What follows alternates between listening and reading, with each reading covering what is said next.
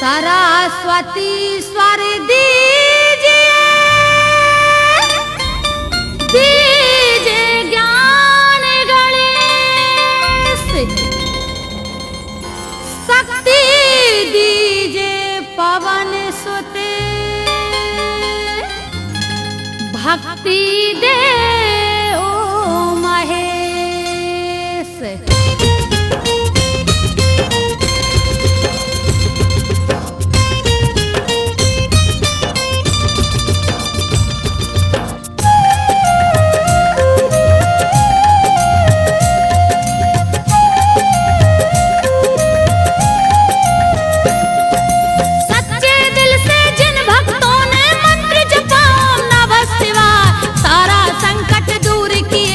बम भोला दिए कष्ट मिटा, रानी चांगुड़ा शिव की भक्तन, पति रहे राजा सिरियाल। नारद जी के मन में आया, अपने मन में किया ख्याल।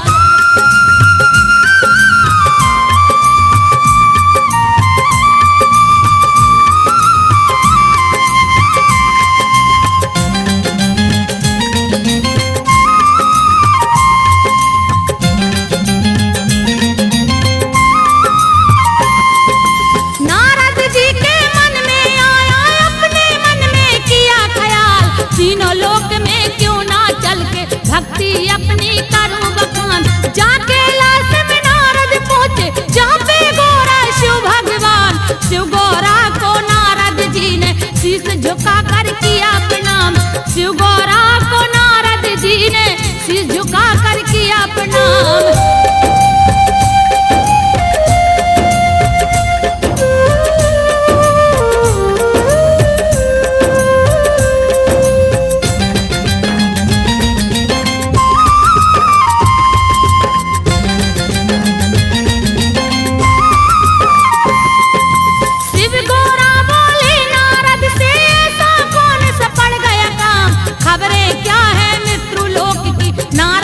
तुम करो बखान, शिव का सच्चा भक्त कौन है, उन भक्तों का करो बयान। मन में सोचे गिरजा माता, नारद लेंगे मेरा नाम।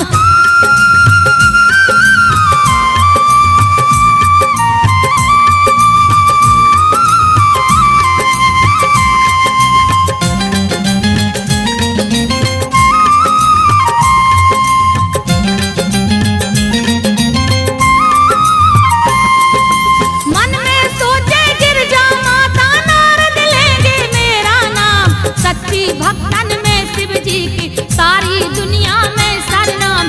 युग युग से मैं शिव की पुजारन, सभी जानते हैं नर नार। मेरा नाम ही लेंगे नारद, गौरा कर रही सोच विचार। मेरा नाम ही लेंगे नारद, गौरा कर रही सोच विचार।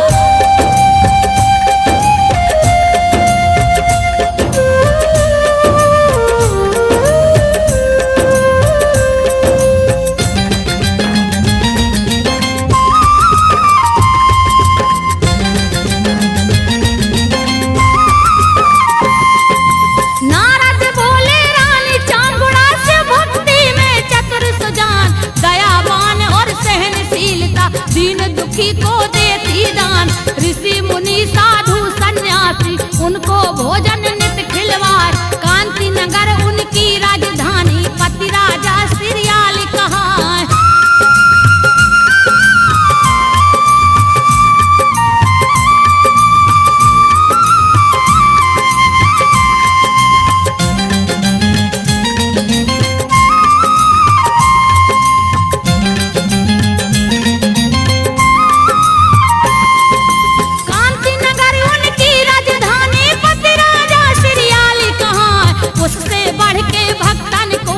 शिव भक्ति में समझा जाए, सुन के बातें नारद जी की, गोरा माता गई ऋषियार। मैं देखूंगी उस भक्तन को, शिव से गोरा रही बतियाए। मैं देखूंगी उस भक्तन को, शिव से गोरा रही बतियाए।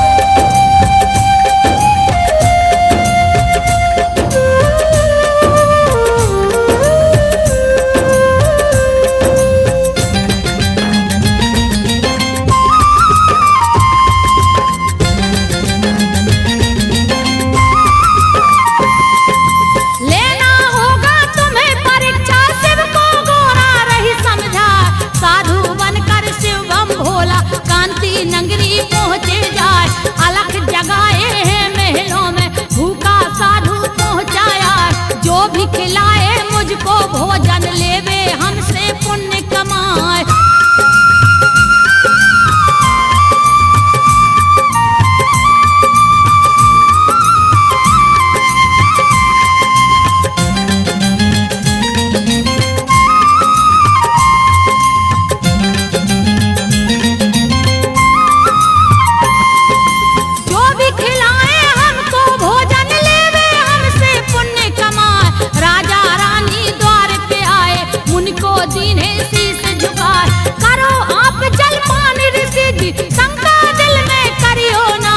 मीठे फल भर थाली लाए दोनों प्राणी कहे समझाए। मीठे फल भर थाली लाए दोनों प्राणी समझाए।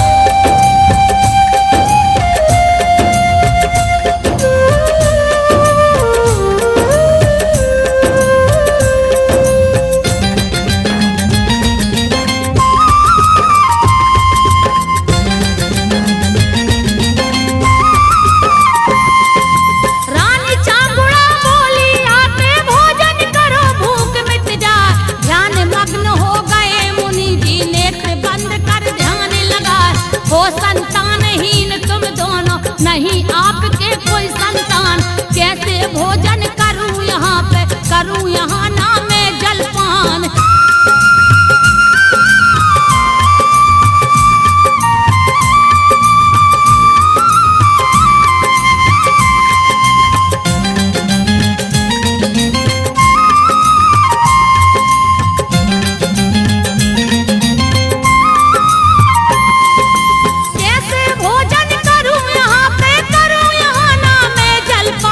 मैं चलता हूँ और कहीं पे सुन के रानी गई घबराए। बोली रानी पुत्रहीन हूँ मेरी विनती मानी जाए। मेरे भाग्य में पुत्र नहीं है टूट गई है दिल की आस। मेरे भाग्य में पुत्र नहीं है टूट गई है दिल की आस।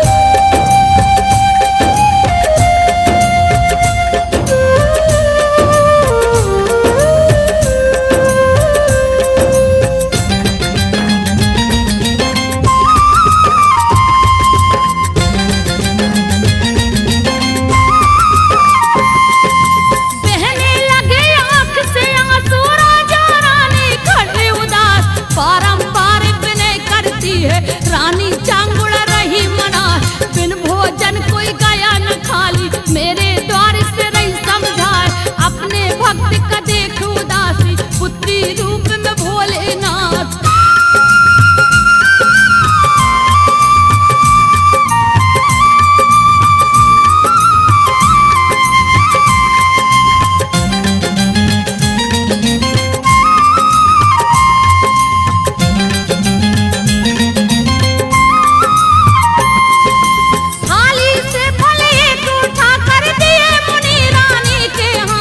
दिया हुआ फल प्रेम सिखाओ पाओगी सुंदर संतान।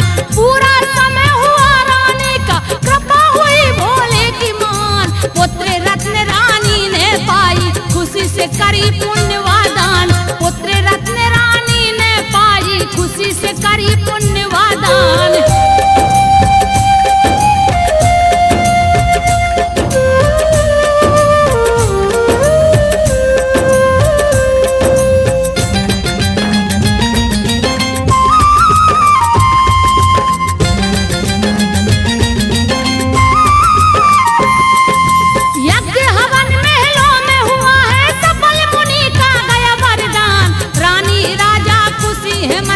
शिव की महिमा बड़ी अपार कुल का दीपक हुआ है रोशन। धन्य धन्य है शिव त्रिपुरार।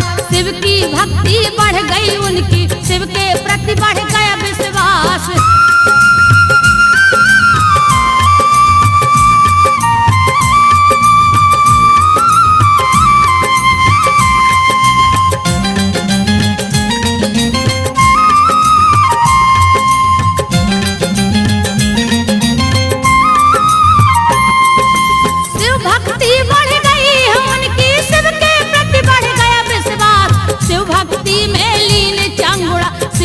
शिव में लगाए आस। रानी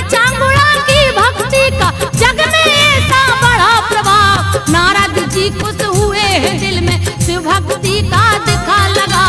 नारद जी खुश हुए हैं दिल में, शिव भक्ति का लगा दिखा।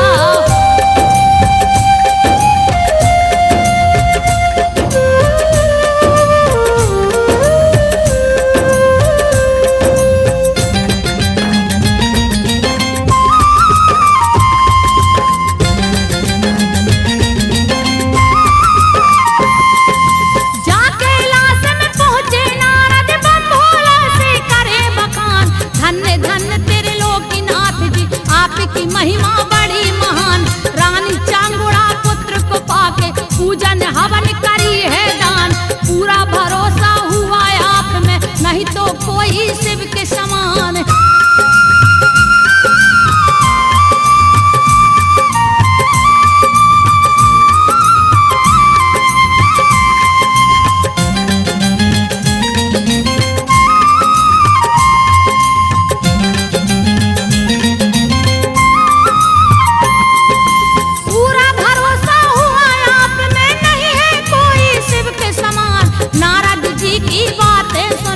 खुशी हुए भोले भगवान, गोरा जी को हुई ईर्ष्या, अपने दिल में ली है ठान। भोले जी से गोरा बोली, आज हुआ मेरा अपमान। भोले जी से गोरा बोली, आज हुआ मेरा अपमान।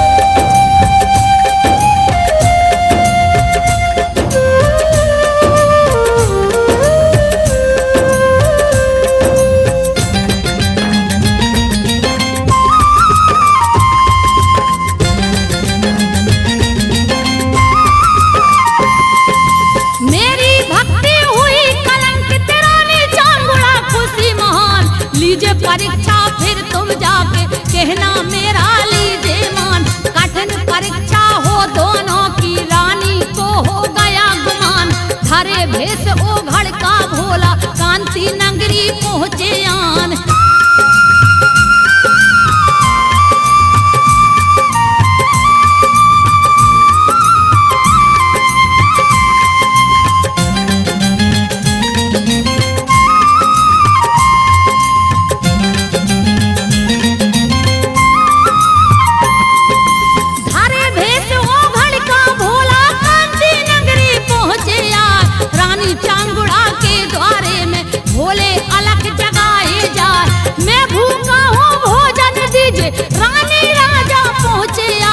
भोजन करो प्रेम से आके, महल में ओघड़ पहुँचे जाए। भोजन करो प्रेम से आके, महल में ओघड़ पहुँचे जाए।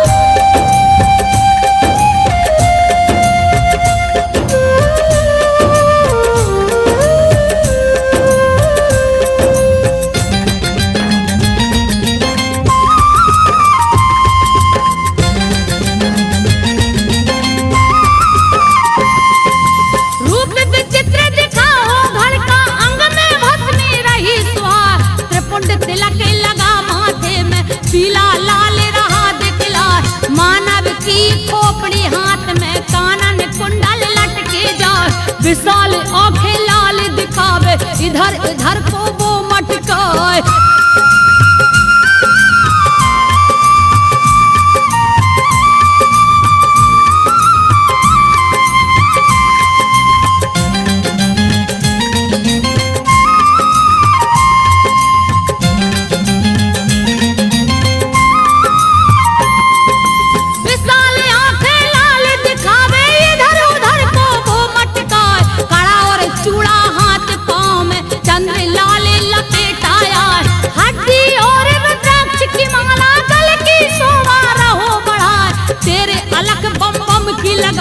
तेजस्वी मुखड़ा चमकाए, तेरे अलख बम बम की लगाए। तेजस्वी मुखड़ा चमकाए।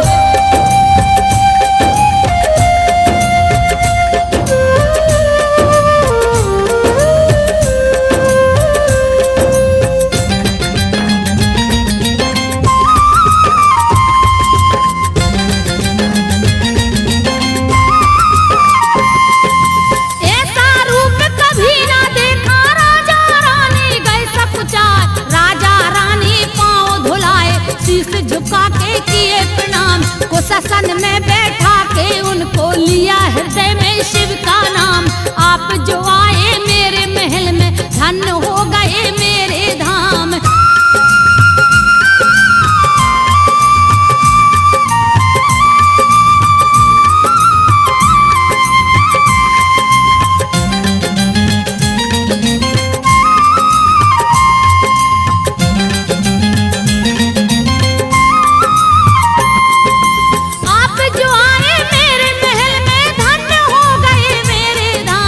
मनोकामना पूरी होवे, सफल सिद्ध हो मेरा काम। आपकी इच्छा जो है दिल में, हमको स्वामी देव बताए, पूर्ण करूंगी आपकी इच्छा, झूठा वादा कभी न जाए। पूर्ण करूंगी आपकी इच्छा, झूठा वादा कभी न जाए।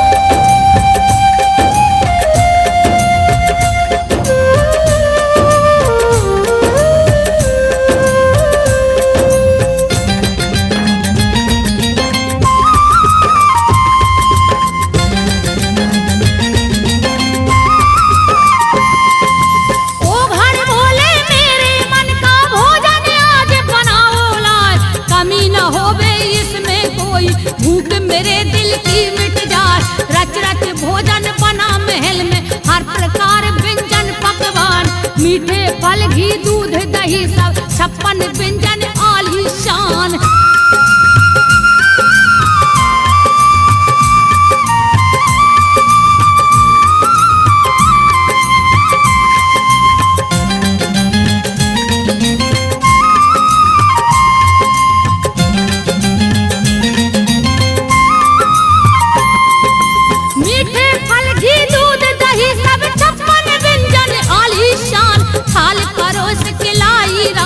बोली भोजन करिए नाथ, यहाँ नजरे वो दौड़ाए, क्रोध में हो गए ओ घड़नाथ। ऐसा भोजन में ना खाऊं, भोजन कौन बनाया आज, ऐसा भोजन में ना खाऊं, भोजन कौन बनाया आज।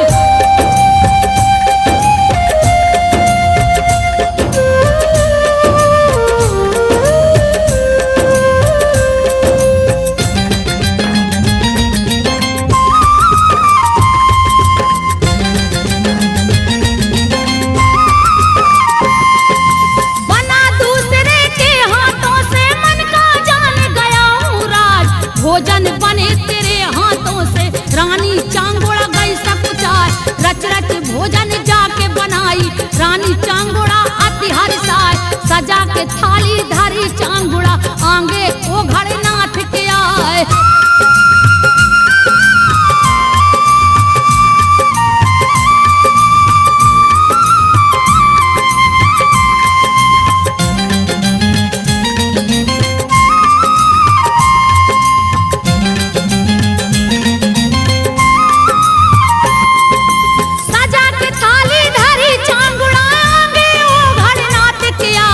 इधर उधर फिर देखे ओ घड़, भोजन सूंघ सूंघ रह जाए, मेरे मन का नहीं है भोजन, मुझको मूर्ख रही बनाए। शाकाहारी करूँ न भोजन, ऐसा भोजन नहीं सुहाए, शाकाहारी करूँ न भोजन, ऐसा भोजन नहीं सुहाए।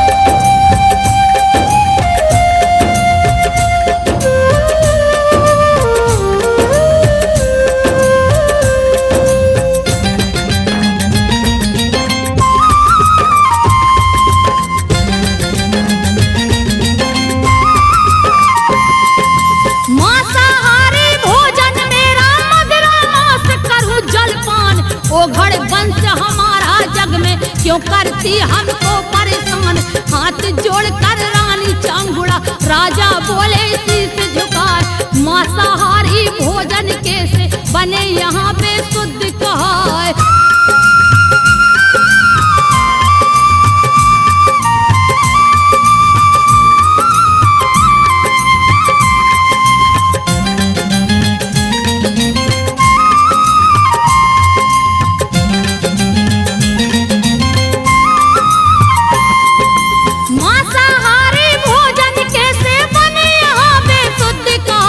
सुन के बातें भड़के ओघड़, क्रोध में ओघड़ रहा है जाए, थाली फेंक दिया भोजन की, खड़ा है ओघड़ क्रोध दिखाए। भोजन किए बिना जाता हूँ, मैं ना ठहरूं मानूं ना, भोजन किए बिना जाता हूँ, मैं ना ठहरूं मानूं ना।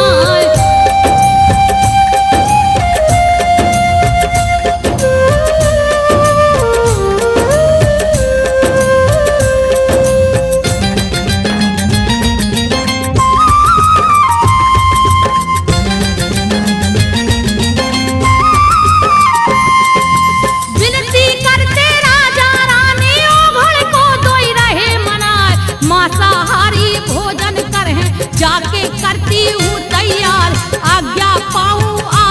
स्वामी स्वागत में ना करो लाचार। किस प्राणी का मांस चाहिए मार के लाऊं करो विचार।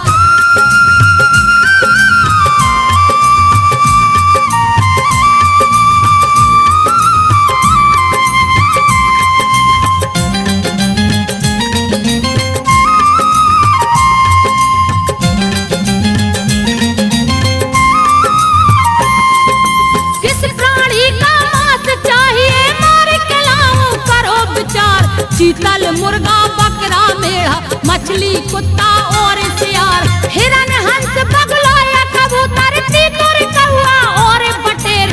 किसका भोजन आपको चाहिए बोलो स्वामी करो न देर। किसका भोजन आपको चाहिए बोलो स्वामी करो न देर।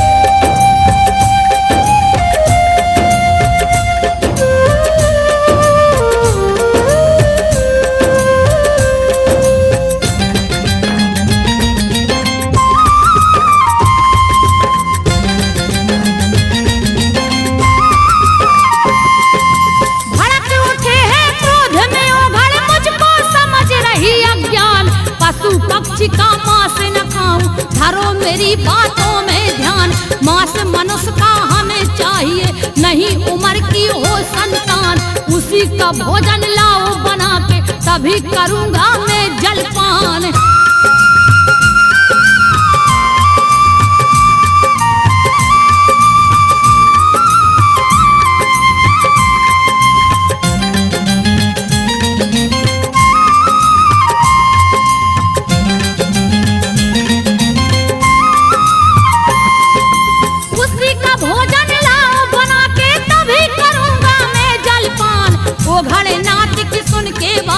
राजा रानी हुए परेशान बहुत विचार किया दोनों ने नहीं हुआ है उनका ज्ञान। दीजिए आज्ञा हमको स्वामी कहना लीजिए मेरा मान। दीजिए आज्ञा हमको स्वामी कहना लीजिए मेरा मान।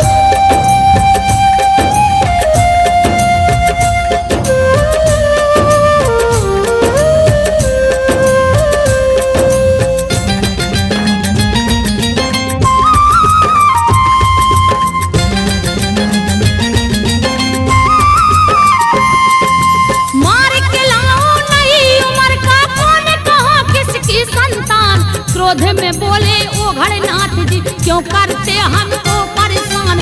तेरे महल में पुत्र जो तेरा नई उम्र का वो संतान।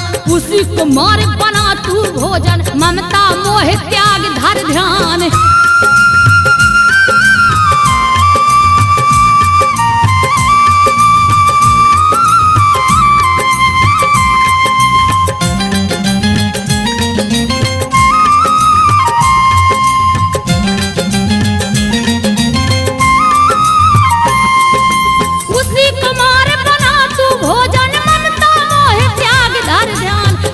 खुशी से बना तू भोजन बहे न आंसू चतुर सुजमन। रानी चांगुड़ा व्याकुल हो गई ओघड़ की सुन कर के बात। लगी झड़ी असवन की नयन से जैसे हो रही हो बरसात। लगी झड़ी असवन की नयन से जैसे हो रही हो बरसात।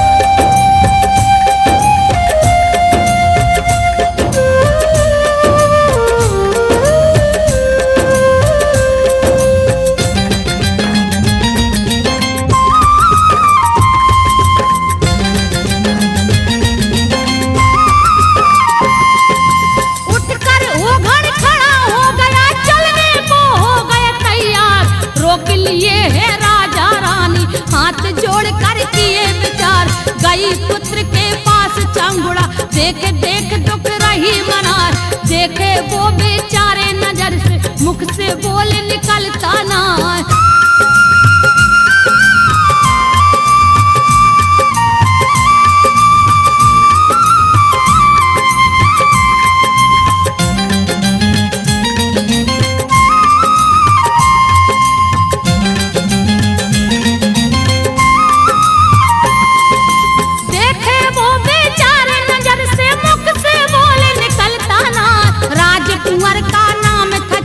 सोच सोच मन में रह जा कठोरता की नजर है क्यों मन की बात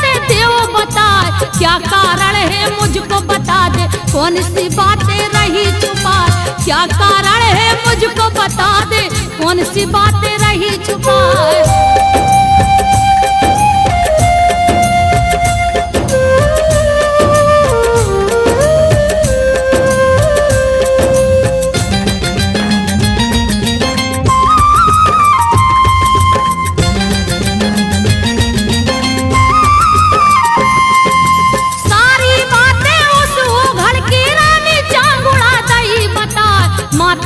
सुन करके बात हंस के बोले राजकुमार, मेरी चिंता क्यों करती माँ, ममता मोह सभी बेकार।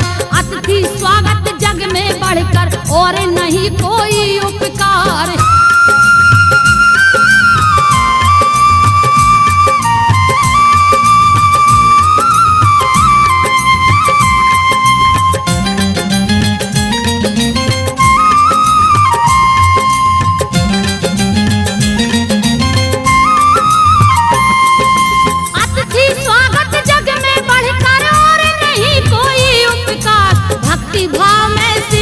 भक्ति बढ़ के जाने रहा संसार, भूखा अतिथि जाने न पाए, करो आप भोजन तैयार। किसी के स्वार्थ में तन मेरा लग जाए ना सोच विचार, किसी के स्वार्थ में तन मेरा लग जाए ना सोच विचार।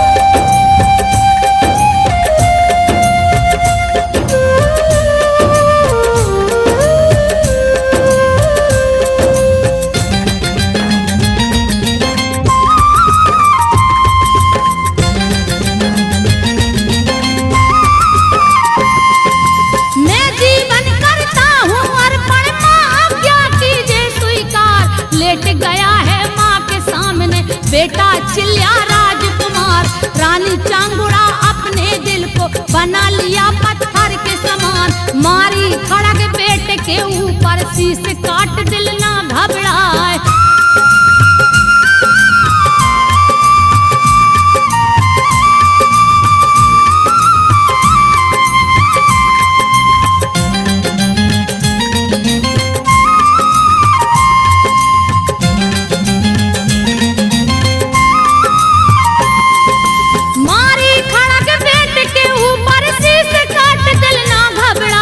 बोटी बोटी काट मांस के टुकड़े, खून में दही मिला, खून से सना मांस का टुकड़ा, शुद्ध तेल में दही पका। किस्म किस्म के डाल मसाले जिसकी महक दूर तक जाए, किस्म किस्म के डाल मसाले जिसकी महक दूर तक जाए।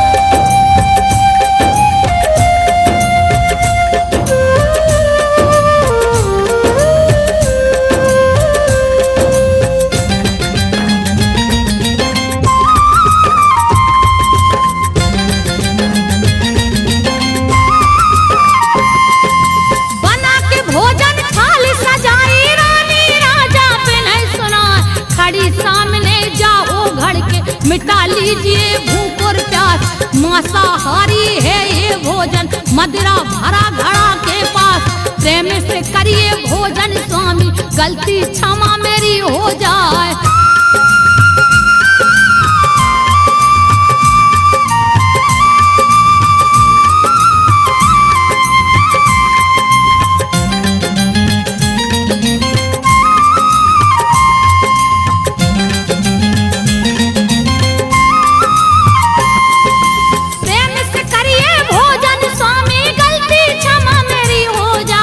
फिर देखा ओघड़ भोजन को, रहा आंख अपनी मटकार, क्रोध भरे शब्दों में बोला मूर्ख मुझको रही बना।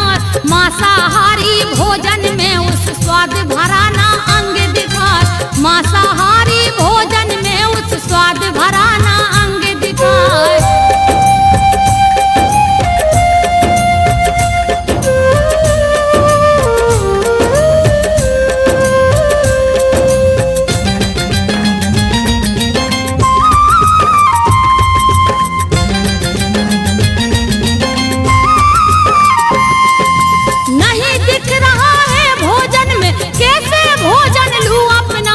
मैं जाता हूँ भूखे प्यासे, आज न ठहरू समय बिता। उठ के खड़ा हुआ है ओघड़, क्रोध में नयन दिखे अंगार। महस कर देऊं राज को, क्रोध मेरा तू जाने ना।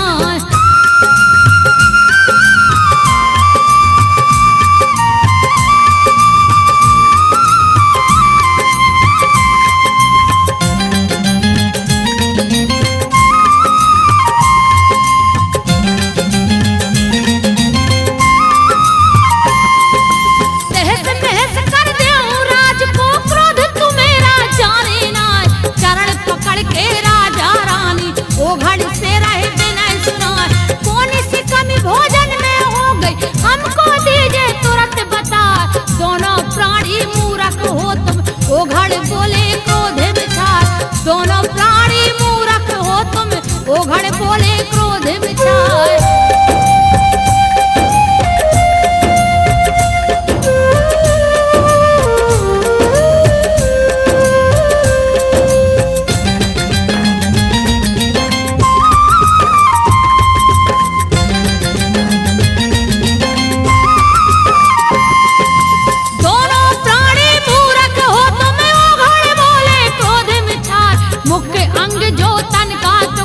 सर का मांस दिखा है नाक कान आंखें और जिह्वा, इन्हीं में स्वाद मिले बहुतार। शीश छुपा के रखी हो रानी, शीश पुत्र का ढूंढ के लाए।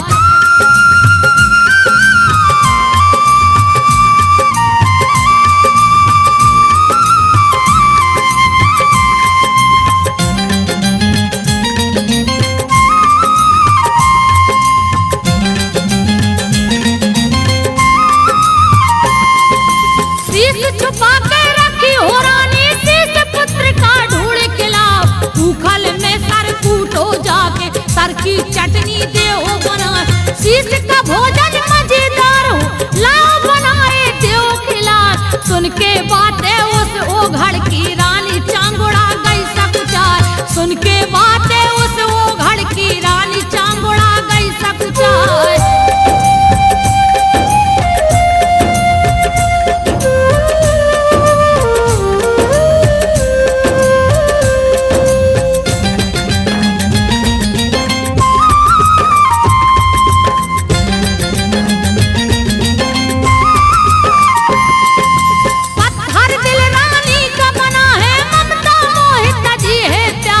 गई रसोई घर में रानी, वो कोने में पहुंची जाए। जहाँ शीश बेटे का रखा था, जाके रानी लाई उठाए। उखल में धर शीश को कूटे, दिल की बात कही न जाए।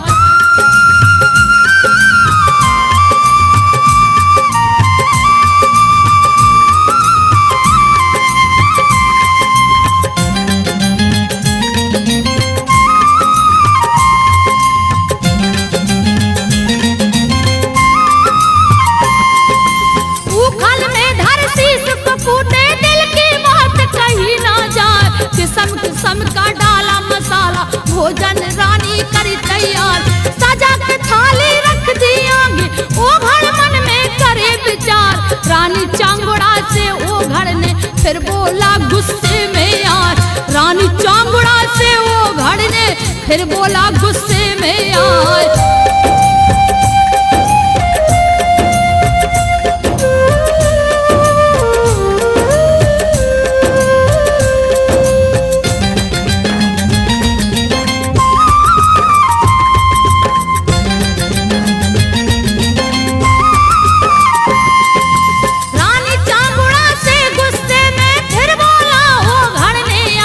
रीति रिवाज यही है आपका, सच्चे मन से देओ बता।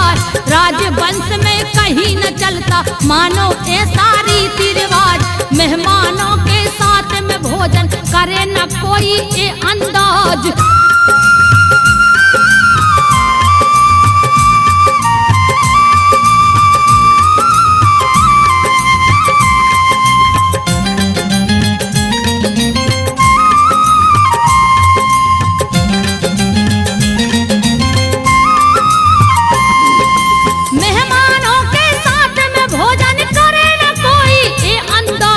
भोजन करता नहीं अकेले, मालिक के बिन कोई मेहमान। दोनों प्राणी करिए भोजन, अपने वचन की रख लो आन।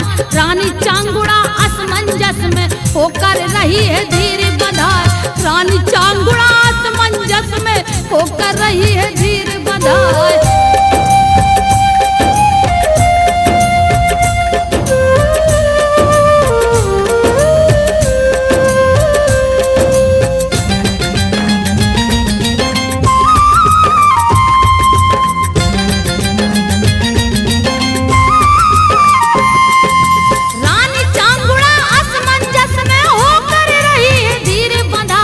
ओघड़नाथ की बातें सुन के अपने दिल में रही सकुचार।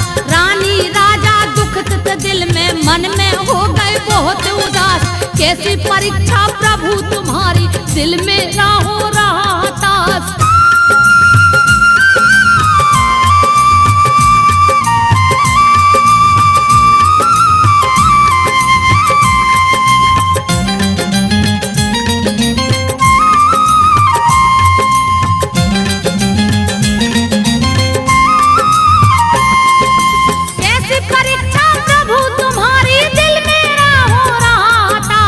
ओघड़नाथ की बात न मानू नहीं करेगा वो जलपान।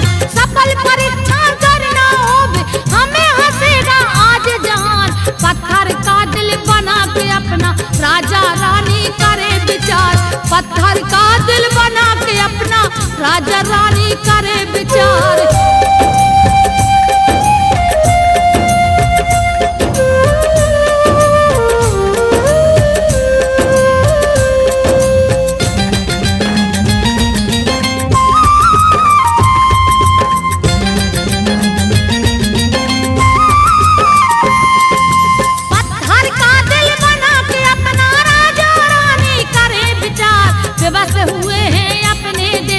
भोजन करने को तैयार राजा रानी दोनों बैठे। बोला है फिर ओघड़नाथ 2 थाली मंगवाओ भोजन। भोजन करेंगे तीनों साथ।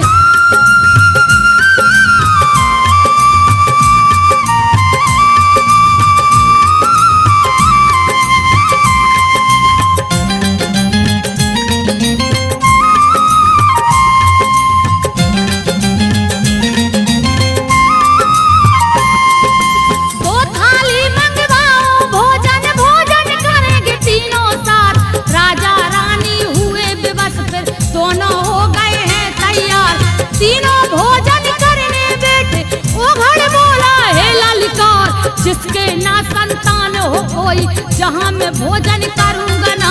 जिसके ना संतान हो कोई जहाँ मैं भोजन करूँगा ना।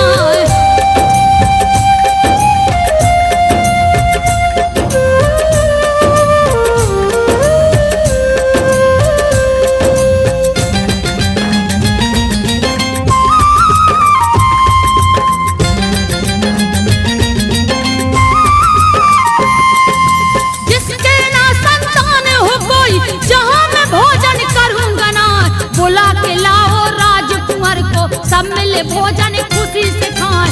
ओघड़ से बोले 2 प्राणी तुमसे छुपी न कोई बात। पुत्र कमा से रखा है सामने हम दोनों की क्या औकात।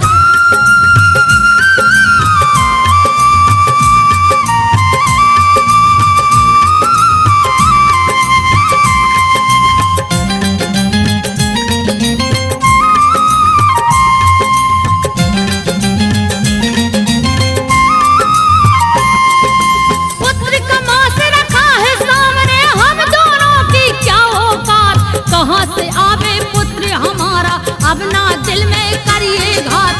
प्रेम से भोजन करिए स्वामी आपस जोड़े रहे 2 हाथ। क्रोध में आके ओघड़ बोला क्यों करती मेरा अपमान। क्रोध में आकर ओघड़ बोला क्यों करती मेरा अपमान।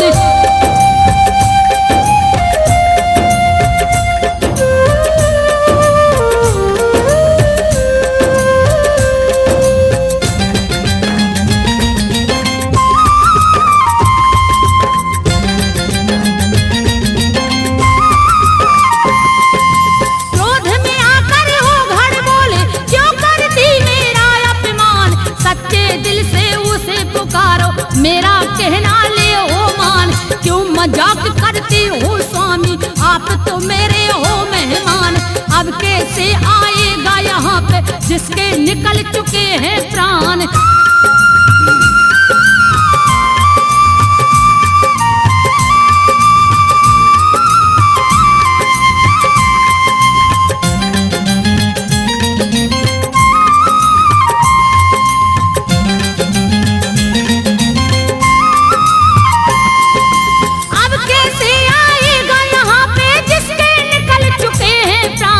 ओघड़ बोला क्रोध में आके अब न करूंगा मैं जलपान।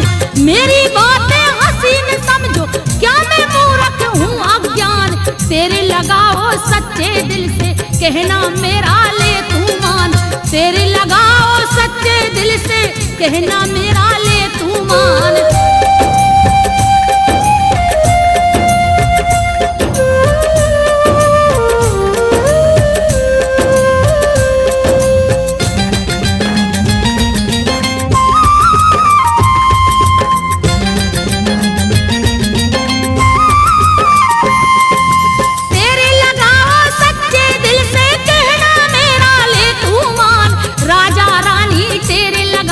जिगर के टुकड़े ओ मेरी जान, जहाँ कहीं भी हो तू आजा।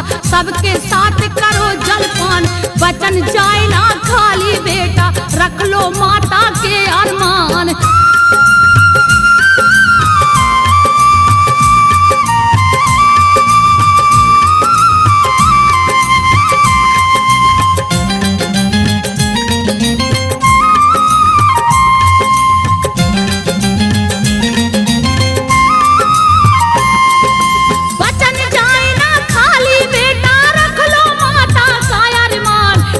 परीक्षा है महलों में रूठ के ना जाए मेहमान। करुणा भरी तेरी सुन करके राजकुमार पहुंचा है आन। किया दंडवत मात पिता को बेटा चिल्ला राजकुमार। किया दंडवत मात पिता को बेटा चिल्ला राजकुमार।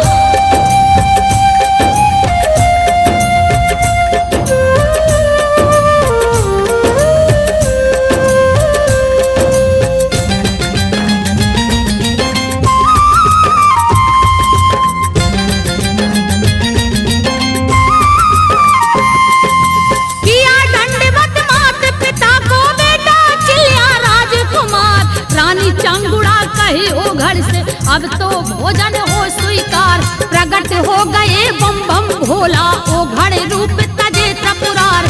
शिव के संग में गौरा माता जिनकी महिमा अपरंपार।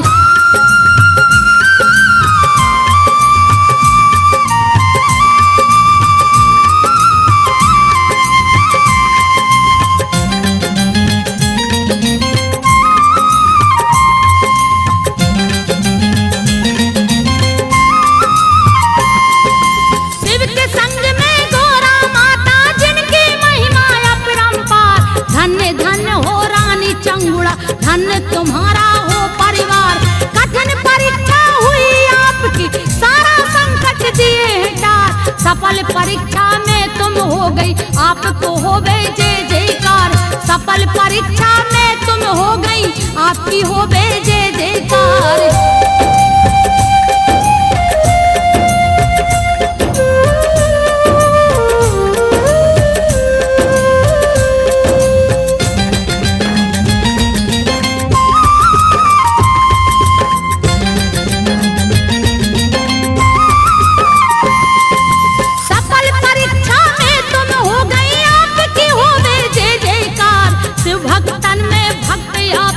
गाय कीर्ति ये संसार, जो चाहिए वरदान मांग लो, दिल की शंका देव मिटाए। ऐसी परीक्षा किसी भक्त की नहीं लीजिए बोली आए।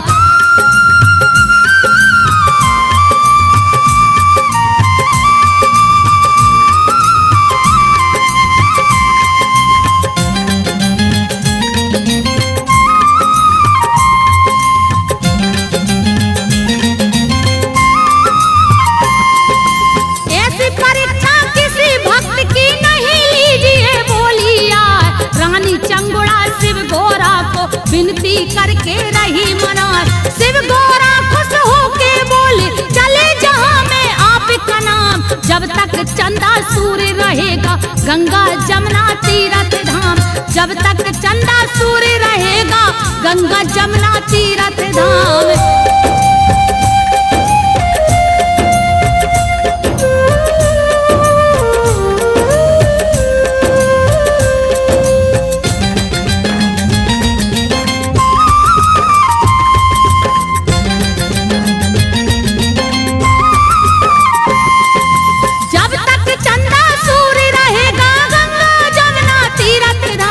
तीनों लोक में अमर रहेगा रानी चंगुड़ा तेरा नाम।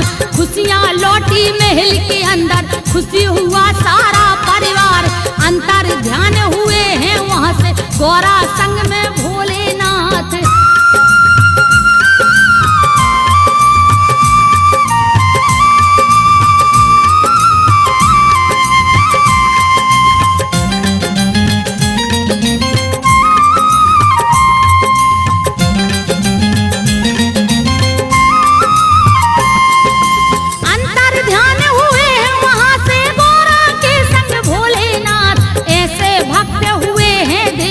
भारत भूमि सदा महान, प्राण जाए पर वचन न जाए, सफल हुआ उनका वरदान। ऋषि मुनि सब महिमा गाए, दर्शाते हैं वेद पुराण।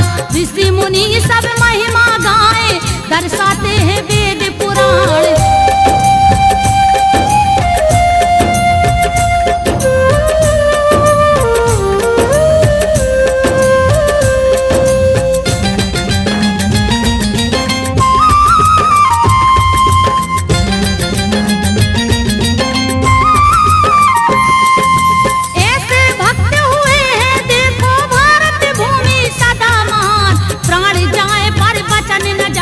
सफल हुआ उनका वरदान।